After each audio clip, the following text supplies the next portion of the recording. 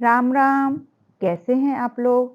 आशा करती हूँ कि आप लोग ठीक होंगे।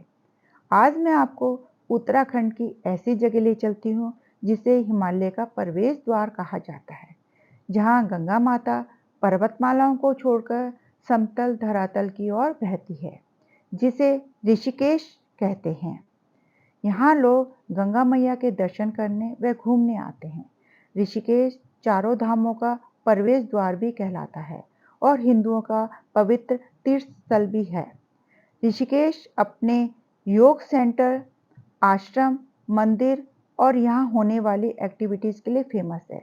यहाँ आप पंचिंग जंपिंग, रिवर राफ्टिंग और कैंपिंग जैसी एक्टिविटीज कर सकते हैं। ऋषिकेश को योगा कैपिटल ऑफ वर्ल्ड कहा जाता है। यहाँ पर नेशनल व इंटरनेशनल स्टूडेंट यहाँ पर योगा सीखने आते हैं। यही वजह है कि यहाँ पर काफ़ी सारे फॉरेनर्स दिखाई देते हैं। ऋषिकेश की आरती तो दुनिया भर में फेमस है। ऋषिकेश उत्तराखंड का फेमस हिल स्टेशन है। ये हरिद्वार से मात्र 30 किलोमीटर दूरी पर स्थित है। एक पवित्र तीर्थ स्थल है जो अपने शांति प्रिय वातावरण व खूबसूरती के लिए देश विदेशों में फेमस है। देश ही नहीं, विदेशों में से भी पूरे साल भर करोड़ों भक्त यहाँ गंगा मैया के दर्शन व घूमने के लिए आते हैं। अगर आप ऋषिकेश आने की प्लानिंग कर रहे हैं तो आप इस वीडियो को एंड तक देखें। अगर आप दिल्ली से आ रहे हैं तो अपनी कार से भी आ सकते हैं। वहीं आप बस से आना चाहते हैं तो ऋषिकेश में बहुत ही अच्छा बस स्टैंड है, जहां सभी शहरों से बसें आती हैं। आप एसी व नॉन एसी सभी तरह की बसों से ऋषिकेश आ सकते हैं। अगर आप ट्रेन से आने का प्लान कर रहे हैं तो आप ट्रेन से भी आ सकते हैं। अगर सीधे ऋषिकेश की ट्रेन नहीं मिलती तो आप हरिद्वार तक भी आ सकते हैं और वहां से बाय टैक्सी ऋषिकेश आ सकते हैं। ऋषिकेश का रेलवे स्टेशन है योग नगरी रेलवे स्टेशन। अगर आप बाय एयर आना चाहते हैं तो नियरेस्ट एयरपोर्ट है जॉलीग्रांट एयरपोर्ट, जो देहरादून में आता है। ऋषिकेश से 20 किलोमीटर की दूरी पर है। आप टैक्सी से ऋषिकेश आ सकते हैं। ऋषिकेश में घूमने के लिए आपके पास कम से कम 2 या 3 दिन का समय होना चाहिए, ताकि आप पूरा ऋषिकेश आराम से घूम सको। डिपेंड करता है कि आप ऋषिकेश कब पहुंचते हैं। अगर दिन में पहुंचते हैं तो आप जानकी पुल, त्रिवेणी घाट, राम झूला और लक्ष्मण झूले को दिन में घूम सकते हैं। चलिए अब हम पहुंच गए हैं ऋषिकेश। ऋषिकेश में हमें ठहरने के लिए होटल व धर्मशालाएं आसानी से मिल जाती हैं। मैं तो आपको रामझूला के पास ही रहने का सजेस्ट करूंगी, क्योंकि रामझूला ऋषिकेश के सेंटर में है। आप कहीं भी आसानी से घूमने जा सकते हैं यहाँ से। यहाँ नॉर्मल व हाई बजट दोनों तरह के होटल आसानी से मिल जाते हैं। वे धर्मशालाएं भी मिल जाती हैं। अगर आप परमार्थ निकेतन व गीता भवन में रहना चाहते हैं तो आप पहले से ही यहाँ बुकिंग करवा के आए तो बेहतर होगा। धर्मशाला में रुकने के लिए यहाँ की दिनचर्या में आपको शामिल होना होता है। अब मैं आपको आगे ले चलती हूँ त्रिवेणी घाट में। त्रिवेणी घाट में 3 नदियों का संगम है, माँ गंगा, माँ यमुना व माँ सरस्वती। इसलिए इसे त्रिवेणी घाट कहते हैं। घाट काफ़ी सुंदर तरीके से बना हुआ है। माँ गंगा की बहती हुई धारा व चारों ओर का वातावरण बहुत ही सुंदर देखने में लगता है। यहाँ आप स्नान भी कर सकते हैं और शाम को होने वाली माँ गंगे की आरती में भी शामिल हो सकते हैं। आप शाम को ज़रूर शामिल हुइए आरती में, आपको यहाँ बहुत ही अच्छा लगेगा। अब चलते हैं जानकी सेतु।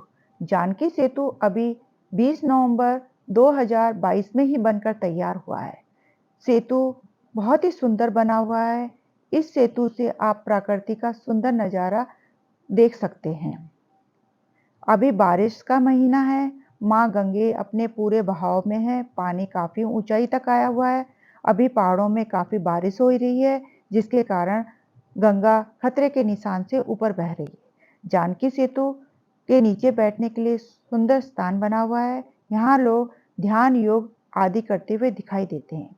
ये सेतु गंगा मैया के दोनों किनारों को आपस में जोड़ने का काम करता है। आप यहाँ से अच्छे व्यू ले सकते हैं और यहाँ पर अपनी फ़ोटो भी क्लिक करवा सकते हैं। अब आगे चलते हैं राम झूला। राम झूला जानकी सेतु से 3 किलोमीटर दूरी पर स्थित है। ये 450 फीट लोहे का बना झूला है। राम झूले पर काफ़ी भीड़ होती है। यहाँ से भी आप सुंदर नज़ारे देख सकते हैं। आप झूले से भी गंगा माँ को पार कर सकते हैं। वह दूसरा ऑप्शन है आपके पास बोट। आप बोट के माध्यम से भी गंगा माँ को पार कर सकते हैं। मैं तो आपको सजेस्ट करूंगी कि आप स्वर्गाश्रम बोट से ही जाएं, व वापस झूले से आएं। बोट से बहुत ही अच्छे व्यू दिखाई देते हैं चारों तरफ के। गंगा की गोदी में बोट में बैठकर पहाड़ों के बीच में बहती हुई गंगा मैया को देखकर आपको बहुत ही अच्छा लगेगा। चारों तरफ का व्यू बहुत ही सुंदर दिखाई देता है। बोट से आप एक बार जरूर जाएं। आप बोट में भी फोटो खिंचवा सकते हैं। अब मैं आपको बाहर ले चलती हूँ स्वर्ग आश्रम के लिए। बोट से उतरते ही काफ़ी यात्रियों की चहल पहल दिखाई देती है। स्वर्ग आश्रम में कई आश्रम हैं। ये एक एपिसेंटर है योग एंड मेडिटेशन के लिए। इसी कारण ये लोकल और फॉरेनर्स के बीच काफ़ी फेमस है। स्वर्ग आश्रम में कई प्रकार के आश्रम हैं, जैसे परमार्थ निकेतन, गीता भवन और पीटल्स आश्रम। यहाँ आप काफ़ी टाइम स्पेंड कर सकते हैं। अब हम चलते हैं परमार्थ निकेतन में। साइड में दुकानें हैं, आप शॉपिंग भी कर सकते हैं। सामने जो भीड़ दिखाई दे रही है वह परमार्थ निकेतन की है। यहाँ पर गंगा आरती की तैयारी शुरू हो रही है। गंगा आरती में बहुत ही भीड़ होती है। आरती बहुत ही सुंदर तरीके से होती है। घाट पे चितामन स्वामी जी द्वारा आरती करवाई जाती है। गुरुकुल में पढ़ने वाले छात्रों द्वारा हनुमान चालीसा व सुंदर भजन गाए जाते हैं। उसके बाद आरती शुरू की जाती है। आरती आपके हाथों से करवाई जाती है। आरती में शामिल होकर बहुत ही सुकून मिलता है। आरती के बाद बाहर हनुमान जी की विशाल प्रतिमा स्थापित है। आप यहाँ भी फोटो खिंचवा सकते हैं। वह ऋषिकेश की यात्रा को यादगार बना सकते हैं। अब चलते हैं सामने परमार्थ निकेतन। यहाँ की खूबसूरती, भव्यता आप अपनी आंखों से देख सकते हैं। हरे भरे बगीचे व रंग बिरंगी लाइटों में ये आश्रम बहुत ही ज़्यादा प्यारा लगता है। साथ ही आप यहाँ रुकना चाहते हैं तो आप यहाँ रुक भी सकते हैं। बहुत ही बड़ा व विशालकाय आश्रम है।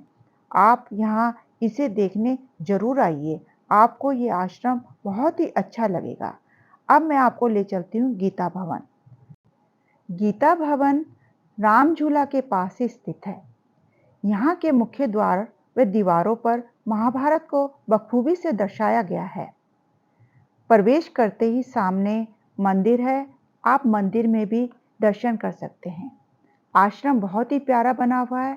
यहाँ पर आपको शांति व सुकून मिलता है। आप यहाँ भी कुछ टाइम रुक सकते हैं। अब मैं आपको ले चलती हूँ पीटल आश्रम।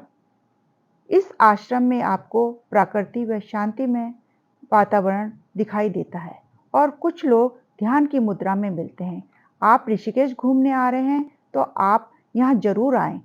ये देखने लायक जगह है। अब मैं आपको ले चलती हूँ त्र्यंबकेश्वर मंदिर। त्र्यंबकेश्वर मंदिर को 13 मंजिली मंदिर भी कहा जाता है। यह बहुत ही ज़्यादा सुंदर मंदिर बना हुआ है जो आपको दूर से ही दिखाई देता है। यह है लक्ष्मण झूला। लक्ष्मण झूला श्री राम जी के छोटे भाई लक्ष्मण जी ने यहाँ पर जूट का झूला बनाकर तपस्या की थी, तभी से इसे लक्ष्मण झूला कहा जाता है। लक्ष्मण झूला तकरीबन 450 फीट लंबा है। इसे ब्रिटिश गवर्नमेंट ने अपनी सुविधा के लिए 1923 में बनवाया था। कहा जाता है कि जब ब्रिटिश गवर्नमेंट को इस पुल की जरूरत पड़ी तभी इसकी नींव रखी गई। पानी के तेज बहाव के कारण इसकी नींव 2 बार बह गई है, जिसके बाद 1930 में जाकर इसे मजबूती से बनाया गया, जो कि 90 साल पुराना झूला है। हाल ही में इसे फिर से रेनोवेट करवाया जा रहा है, जो कि 2024 तक पूरी होने की संभावना है। इसका प्रयोग अभी बंद कर रखा है। आप यहाँ पर भी अपनी सुंदर सुंदर फोटो क्लिक करवा सकते हैं। आप यहाँ पर प्रकृति का सुंदर नज़ारा भी ले सकते हैं। अब मैं आपको ले चलती हूँ नीलगढ़ वाटरफॉल। लक्ष्मण झूला से 5 से 6 किलोमीटर दूरी पर है। इसकी खूबसूरती देखते ही बनती है। वाटरफॉल तक जाने के लिए आपको ट्रैकिंग करके जाना होता है। ट्रैकिंग करते समय आपको बीच-बीच में छोटी-छोटी खाने-पीने की दुकानें दिखाई देती हैं। आप खाते-पीते वाटरफॉल तक आसानी से पहुंच जाते हो। ये 25 फीट ऊंचाई से वाटरफॉल गिरता है, जिसे देखकर आपको बहुत ही मजा आने वाला है। आप अपनी फैमिली व दोस्तों के साथ यहाँ आ सकते हैं। आपको यहाँ एंट्री फीस भी देनी होती है, बड़ों को 30 रुपये व बच्चों को 20 रुपये। अब मैं आपको आगे ले चलती हूँ नीलकंठ महादेव। नीलकंठ महादेव का मंदिर ऋषिकेश से लगभग 32 किलोमीटर दूरी पर स्थित है। यहाँ पहुँचने में लगभग 1 घंटे का समय लगता है। मंदिर सातों दिन ही खुला रहता है। पहाड़ों के बीच नीलकंठ महादेव मंदिर स्थापित है। यह मंदिर पौराणिक काल का मंदिर है। ऐसी मान्यता है कि भगवान शिव ने यहीं प्रवेश किया था। मंदिर बहुत ही कलरफुल बना हुआ है। आप यहाँ दर्शन करने जरूर आइए। भगवान भोलेनाथ आपकी सभी मनोकामना अवश्य ही पूरी करेंगे। अब चलते हैं आगे राफ्टिंग के लिए। ऋषिकेश फेमस है अपनी राफ्टिंग और कैंपिंग के लिए। आप राफ्टिंग व कैंपिंग की बुकिंग ऑनलाइन भी करवा सकते हैं। नहीं तो आपको यहाँ पर बहुत सारी दुकानें देखने को मिलेंगी जो आपको राफ्टिंग करवाती हैं। आप जिससे भी राफ्टिंग बुक करवाते हैं, वो आपको अपनी गाड़ी से ही राफ्टिंग पॉइंट तक ले जाती है। फिर आपको 20 रुपीज़ पर हेड देना होता है। थोड़ी सी ट्रेनिंग होती है, फिर होता है असली मज़ा। आप हल्का ही ब्रेकफास्ट करके आएँ तो सही रहेगा। ऋषिकेश में राफ्टिंग 16 किलोमीटर, 22 किलोमीटर और 32 किलोमीटर की होती है। इसका चार्ज सीजन पे डिपेंड करता है। वैसे 16 किलोमीटर की राफ्टिंग का 600 रुपये चार्ज देना होता है। उसके बाद मैं आपको ले चलती हूँ कैंप में। नीलकंठ रोड पर बहुत सारे कैंप है।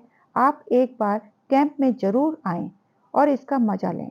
थोड़ी ही दूर पर बहुत सारी यहाँ पर एक्टिविटीज़ होती हैं, जैसे जिप लाइनिंग और ट्रैकिंग।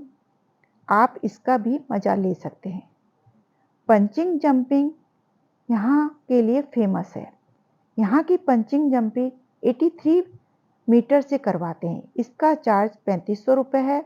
अगर आप वीडियो बनवाते हैं तो इसको 1000 रुपये आपको एक्स्ट्रा देना होता है। आपको बहुत ही मज़ा आने वाला है ये करके। एक बार ज़रूर करिए। आपको मेरा ये वीडियो कैसा लग रहा है? कमेंट्स बॉक्स में जाकर जय गंगे माँ लिखें और लाइक भी ज़रूर करें। अगर आप पहली बार हरकंडी की बेटी चैनल को देख रहे हैं तो सब्सक्राइब भी ज़रूर करें। बहुत बहुत धन्यवाद।